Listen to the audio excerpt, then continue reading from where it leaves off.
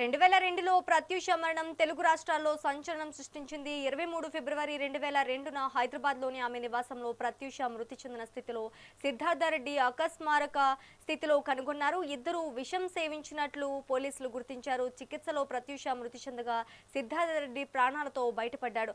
Forensic నివేదికలు ఇది విష ప్రయోగం వల్ల జరిగిన మరణమని పేర్కొన్నాయి. ప్రత్యూష కుటుంబం ఇది హత్య అని ఆరోపించిన కోర్టులో హత్యకు తగిన ఆధారాలు రుజువు కాలేదు. హైదరాబాద్ మెట్రోపాలిటన్ సెషన్స్ కోర్టు సిద్ధార్థరెడ్డికి 5 ఏళ్ల జైలు శిక్ష విధించగా హైకోర్టు దాన్ని 2 ఏళ్లకు తగ్గించింది. ఈ తీర్పుపై ప్రత్యూష తల్లి సరోజినీ దేవి సుప్రీంకోర్టును ఆశ్రయించారు. సుదీర్ఘ విచారణ అనంతరం సుప్రీంకోర్టు ఆఫ్ ఇండియా హైకోర్టు తీర్పును సమర్థిస్తూ సిద్ధార్థరెడ్డి పిటిషన్ను కొట్టివేసింది. 4 వారాల్లోగా లొంగిపోవాలని ఆదేశించింది.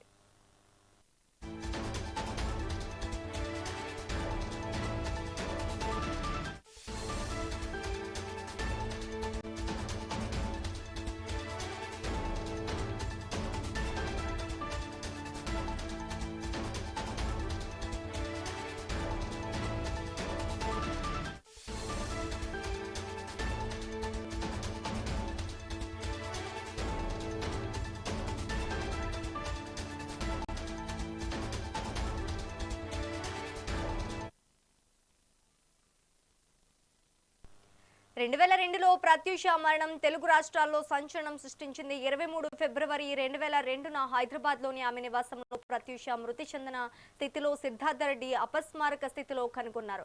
ఇద్దరు విషం సేవించినట్లు పోలీసులు గుర్తించారు. చికిత్సలో ప్రత్యూష మృతి చెందగా సిద్ధార్థరెడ్డి ప్రాణాలతో బయటపడ్డాడు. ఇక ఇదే అంశానికి సంబంధించి మరింత సమాచారం మా ఏపీ ఇన్పుట్ ఎడిటర్ నరేంద్ర అందిస్తారు.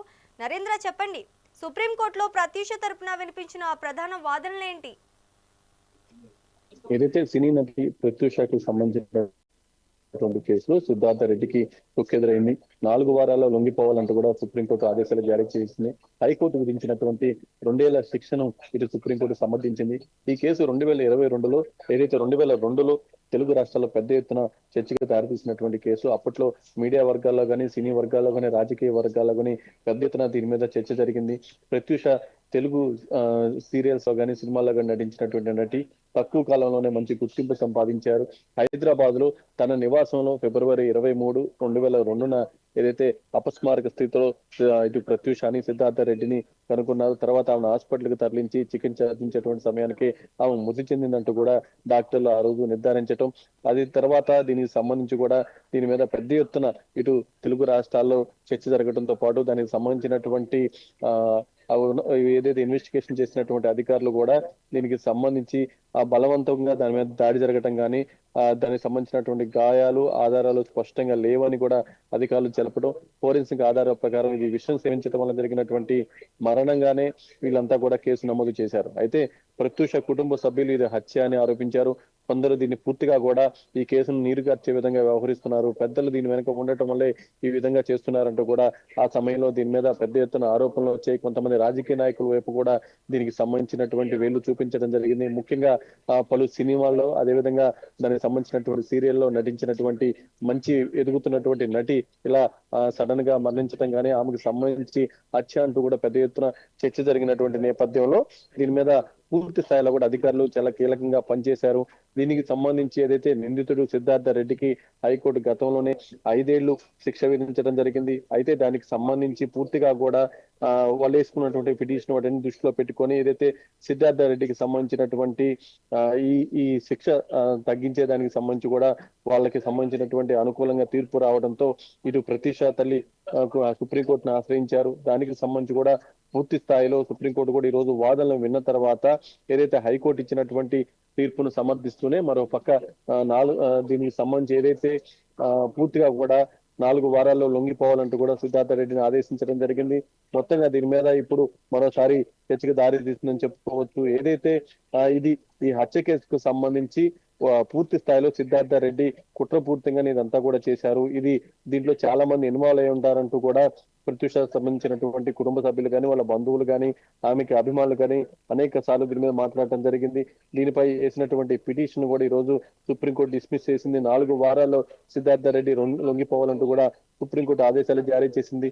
పోస్ట్ మార్టం రిపోర్ట్ కానీ, దానికి ఇచ్చినటువంటి మునుస్వామి ఇచ్చినటువంటి ఫోరెన్సిక్ నివేదిక కానీ, ప్రత్యూష ఆత్మహత్యకు పురిగొల్పినట్టుగా లభించినటువంటి ఆధారాలు, అదేవిధంగా హెల్త్ రిపోర్ట్ సహా 7 ఆధారాలను పరిశీలించి ఈ సిద్ధార్థ రెడ్డి వేసినటువంటి పిటిషన్ ను ఇటు ధర్మాసనం కొట్టివేసింది.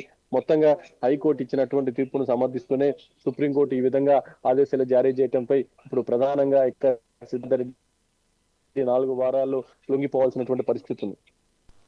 నరేంద్ర, సుప్రీంకోర్టు హైకోర్టు తీర్పును సమర్థించినప్పుడు పేర్కొన్న ముఖ్య కారణాలు ఏంటి?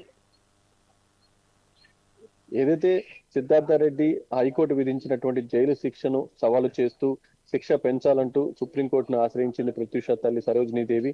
కేసు విచారణ జరిపి సుప్రీంకోర్టు ధర్మాసనం గత ఏడాది నవంబర్లో తీర్పు రిజర్వ్ చేసింది. నిందితుడు సిద్ధార్థ రెడ్డికి హైకోర్టులో మెట్రోపాలిటన్ స్పెషల్ జడ్జి 5 ఏళ్ల కఠిన కారాగార శిక్ష, 5,000 రూపాయల జరిమానా విధించారు.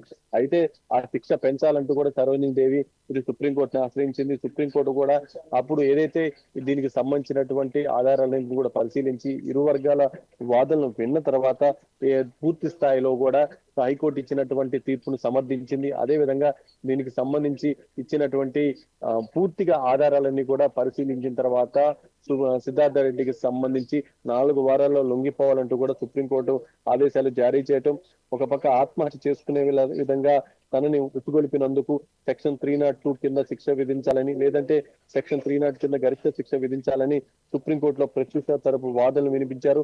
ఇద్దరూ కలిసి పురుగుల మందు తీసుకున్నందువల్ల ఆత్మహత్యకు ఉరికొల్పాడన్న అంశంలో ఉత్పన్నం కాదని నిందితుడు తరపు వాదనలు వినిపించడం జరిగింది. అంటే వీళ్ళిద్దరూ కూడా ఆత్మహత్య చేసుకోవడానికి ఇద్దరు కూడా ఏదైతే ఈ పురుగు మందు తీసుకున్నారు కాబట్టి పూర్తిగా కూడా ఇది ఆత్మహత్యకు పురిగొల్పడం కాదన్నది వాదన అయితే సిద్ధార్థ రెడ్డి తరపున వాదనలు వినిపించడం జరిగింది. మొత్తంగా వీటన్నిటిని కూడా ఈ వాదనలు విన్న తర్వాత సుప్రీంకోర్టు హైకోర్టు ఇచ్చినటువంటి తీర్పుని సమర్థించింది. దానికి తగిన విధంగానే ఈ స్పష్టమైనటువంటి ఆదేశాలు జారీ చేయడం జరిగింది. ఇప్పటి వరకు 2 తెలుగు రాష్ట్రాల్లో పెద్ద ఎత్తున చర్చ జరిగినటువంటి ఈ ప్రత్యూష మరణానికి సంబంధించి ఈ రోజు సుప్రీంకోర్టు ఇచ్చినటువంటి ఆదేశాలతో ఇక దీనిపై ఒక క్లారిటీ ఏదైతే సిద్ధార్థ రెడ్డి ఇక 4 వారాల్లో లొంగిపోవాల్సినటువంటి పరిస్థితిని చెప్పుకోవాలి. నరేంద్ర, ప్రత్యూష కుటుంబం ఇంకేమైనా న్యాయపరమైన చర్యలు తీసుకునే అవకాశం ఉందంటారా? మొదటి నుంచి కూడా ప్రత్యూష కుటుంబ సభ్యులు ఇది హత్య అని ఆరోపించారు. కొందరు ఏదైతే మా సమాజంలో మంచి పేరున్నటువంటి వ్యక్తులు ఇన్వాల్వ్ అయి ఉన్నారు కాబట్టి దీంట్లో పూర్తి స్థాయిలో కూడా పారదర్శకంగా విచారణ జరగట్లేదు, పారదర్శకంగా విచారణ జరిపించాలంటూ కూడా మొదటి నుంచి వాళ్ళు మాట్లాడుతూ ఉన్నారు. ఇది అనుమానాస్పద మరణంగా పోలీసులకు మొదట కేసు నమోదు చేశారు. తర్వాత ఆత్మహత్య కోణంలో దర్యాప్తు కొనసాగింది. కాల్ డేటా గానీ, సాక్షుల వాంగ్మూలం గానీ, ఫోరెన్సిక్ నివేదికలు గానీ పరిశీలించారు. కేసు కోర్టులో విచారణకు వెళ్ళింది. వాళ్ళు సమర్పించినటువంటి ఆధారాల ప్రకారం ఇది హత్య అంటానికి ఎక్కడా కూడా ఆస్కారం లభించలేదు. అప్పట్లో దీనికి సంబంధించి కూడా చాలా మంది పొలిటికల్ లీడర్లు, పొలిటికల్ ఫ్యామిలీకి సంబంధించినటువంటి పిల్లలు కూడా ఇన్వాల్వ్ అయి ఉన్నారంటూ కూడా ఒక పక్క ఇప్పటికీ చర్చ జరుగుతూనే ఉంది. అయితే దీనికి సంబంధించి సిద్ధార్థ రెడ్డికి హైకోర్టు విధించినటువంటి జైలు శిక్ష ఏదైతే ఉందో అది తక్కువ, దానికంటే ఎక్కువ శిక్ష విధించాలి, ఆ శిక్ష పెంచాలంటూ కూడా ప్రత్యూష తల్లి సరోజినీదేవి ఇటు సుప్రీంకోర్టును ఆశ్రయించడం, దానికి సంబంధించినటువంటి విచారణ జరిపినటువంటి సుప్రీంకోర్టు ధర్మాసనం గత ఏడాది నవంబర్లోనే తీర్పు రిజర్వ్ చేసింది. నిందితుడు సిద్ధార్థ రెడ్డికి హైకోర్టు ఏదైతే హైదరాబాద్ మెట్రోపాలిటన్ సెషన్ జడ్జి 5 ఏళ్లు కఠిన కారాగార శిక్ష, 5,000 రూపాయల జరిమానా విధించారు. సిద్ధార్థ రెడ్డి హైకోర్టుని ఆశ్రయించగా జైలు శిక్షను 2 ఏళ్లకు తగ్గిస్తూ కూడా తీర్పునిచ్చింది హైకోర్టు. అయితే 2012లో సుప్రీంకోర్టులో అప్పీల్ దాఖలు చేసినటువంటి ప్రత్యూష తల్లి సరోజినీదేవి ప్రత్యూష్ను ఆత్మహత్య చేసుకునే విధంగా ప్రోత్సహించింది. దానికి సంబంధించినటువంటి సెక్షన్ 302 కింద శిక్ష విధించాలని, లేదంటే సెక్షన్ 306 కింద గరిష్ట శిక్ష విధించాలంటూ కూడా ఇది సుప్రీంకోర్టును ఆశ్రయించింది. సుప్రీంకోర్టు కూడా దీనికి సంబంధించి పూర్తి స్థాయిలో ఈ రోజు విచారణ జరిపిన తర్వాత ఈ విధంగా ఆదేశాలు జారీ చేయడం జరిగింది. For the update Narendra.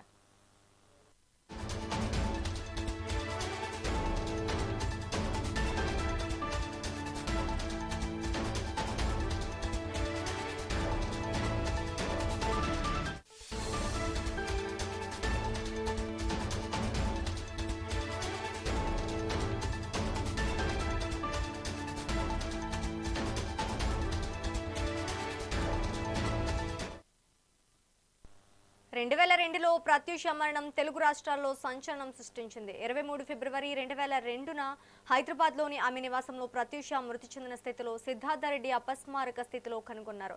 ఇద్దరు విషం సేవించినట్లు పోలీసులు గుర్తించారు. చికిత్సలో ప్రత్యూష మృతి చెందగా సిద్ధార్థరెడ్డి ప్రాణాలతో బయటపడ్డాడు.